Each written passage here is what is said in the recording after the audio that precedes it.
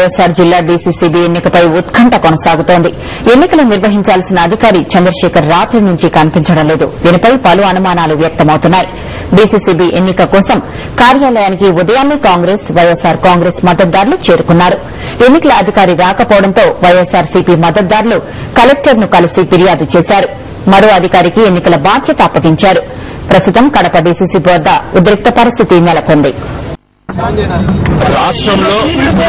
రాష్ట్రంలో ఎన్నో సహకార సొసైటీలో రైతులు మా పక్షాన నిలిచి మేము గెలిచామని సంకలు గుద్దుకున్నటువంటి ముఖ్యమంత్రి గాని, పీసీసీ ప్రెసిడెంట్ గాని, ఇంకొకరు గాని సిగ్గుపడాలి.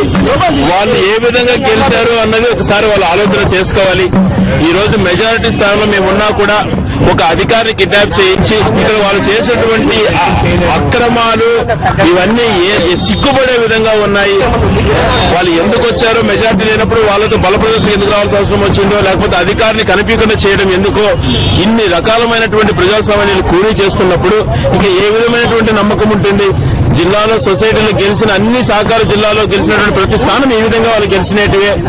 ఈ జిల్లాలో మేము గట్టిగా తిరగబడ్డాం కాబట్టి దౌర్జన్యాన్ని అడ్డుకోగలిగినాము. లేకపోతే వాళ్ళు ఎప్పుడు ఈ దౌర్జన్యాలకు పరాకాష్ట ఇది తనానికి నిరసనం. ప్రస్తుతం కడప డీసీసీబీ వద్ద ఉద్రిక్త పరిస్థితి నెలకొంది. వైఎస్సార్ మద్దతుదారులు ధర్నా చేస్తున్నారు.